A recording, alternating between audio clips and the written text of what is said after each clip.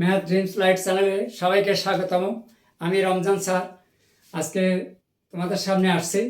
আজকে আমি তোমাদের সামনে যে বিষয়টি নিয়ে আলোচনা করবো তা হচ্ছে এইচএসসি ম্যাথের দ্বিতীয় পত্র থেকে দ্বিতীয় পত্র থেকে আলোচনার যে প্রশ্নগুলো নেওয়া হয়েছে তা হচ্ছে অনুশীলনী 5.2। অনুশীলনী 5.2 এর একটি গুরুত্বপূর্ণ প্রশ্ন আমি আজকে তোমাদের সামনে সলিউশন করে দেখানোর চেষ্টা করব। তোমরা যদি আমার এই ভিডিও ক্লাসটি শুরু থেকে শেষ পর্যন্ত দেখো, ইনশাআল্লাহ তোমরা খুব সহজভাবে বুঝতে পারবে। আর আজকের এই প্রশ্নটা সলিউশন করতে যে সূত্রটা লাগবে তা কিন্তু আমি ডান পাশে লিখে রেখেছি। যদি তোমাদের জানা না থাকে তাহলে এখান থেকে তোমরা দেখে নিতে পারবে। আর যাদের জানা আছে তাদেরকে অনেক ধন্যবাদ। আজকে তোমাদের সামনে যে প্রশ্নটা সলিউশন করে দেবো সেটা আমি বোর্ডে লিখে রাখছি। দেখো এই প্রশ্নটা খুবই ইম্পর্টেন্ট এবং পরীক্ষায় বেশি বেশি আসে। এর জন্য আমি এই প্রশ্নটা ভিডিও ক্লাসের মাধ্যমে সলিউশন করে দেখানোর চেষ্টা করব। তোমরা যদি শুরু থেকে শেষ পর্যন্ত দেখো এবং আমার সাথে থাকো তাহলে ইনশাল্লাহ তোমরা খুব সহজভাবে বুঝতে পারবে। আর এই ধরনের যে কোনো প্রশ্ন আসলে তোমরা খুব সহজেই সলিউশন করতে পারবে। তাই চলুন সময় নষ্ট না করে প্রশ্নটা সলিউশন করা যায়। এখানে বলা আছে, আর এই প্রশ্নটা যে বইটি থেকে নেওয়া আছে তা হচ্ছে রূপন্তি প্রকাশনের বই থেকে আমি নিয়েছি। তোমাদের কাছে যদি বইটি থাকে ভালো, না থাকলে অন্য যে কোনো রাইটার প্রশ্নগুলো অথবা উদাহরণ থেকে তোমরা এই প্রশ্নটা পেয়ে যাবে।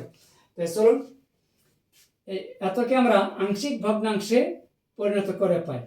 তাহলে এখানে আমরা লিখব, লিখে দিই 1 মাইনাস এক্স 1 মাইনাস 2x এতকে আংশিক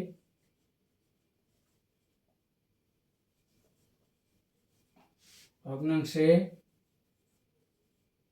পরিণত করে পাই। তাহলে কি পাবো? 2 বাই কত? 1 minus 2x minus 1 by 1 minus x।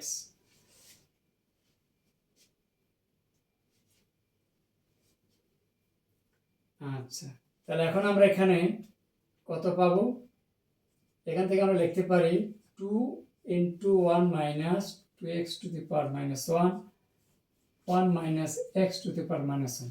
তোমরা অবশ্যই জানো যে x to the power minus 1 equal কত? 1 বাই x। তাহলে ভাগ থাকলে উপরে গিয়ে মাইনাস হয়। এই সূত্রটা আমাদের কাজে লাগতেছে সূচকের। তাহলে এখন এই যে আমাদের এখানে যে সূত্রটা দেওয়া আছে, মাইনাস থাকলে কিন্তু সব বরাবর প্লাস হয়ে যাবে।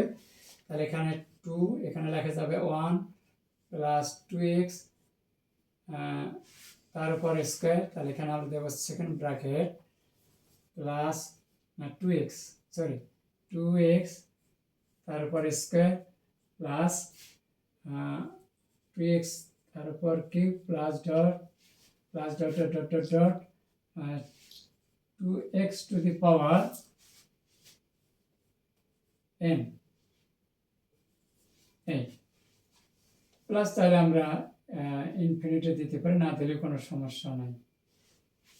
তাহলে এখন আমরা এটাকে কি লিখতে পারি? এখানে আরেকটা অংশ আছে, এই যে এটা, এখানে সরাসরি সূত্রই হয়ে যায় 1 plus x plus x square plus x cube plus dot dot dot dot plus x to the power n plus dot dot infinity এই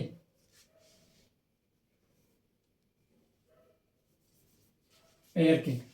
তাহলে এখন লেখা যায়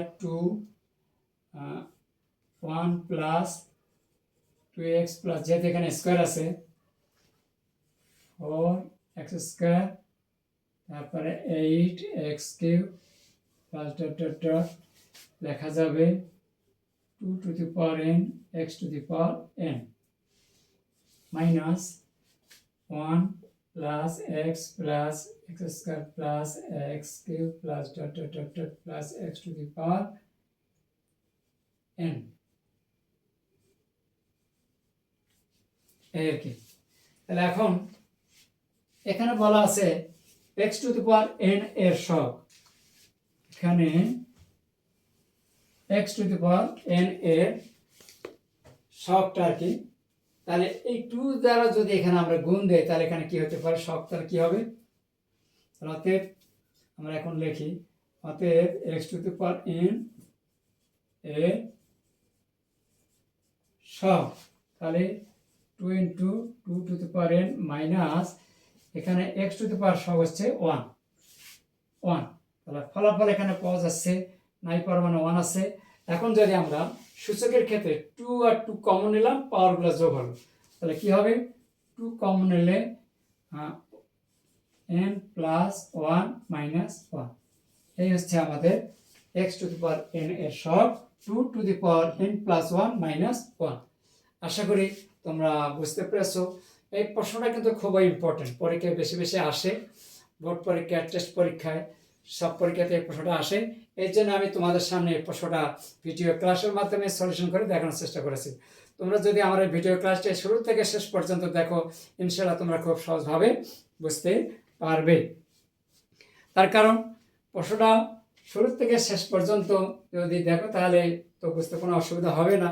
কোনো কিছু জানতে গেলে অবশ্যই সেটা শুরু থেকে শেষ পর্যন্ত দেখা দরকার।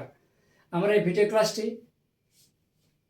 তোমাদের কাছে কেমন লেগেছে তা অবশ্যই কমেন্টসের মাধ্যমে জানাবে, আর সেই সাথে ভিডিও দেখা শেষে একটা সাবস্ক্রাইব করে দেবে।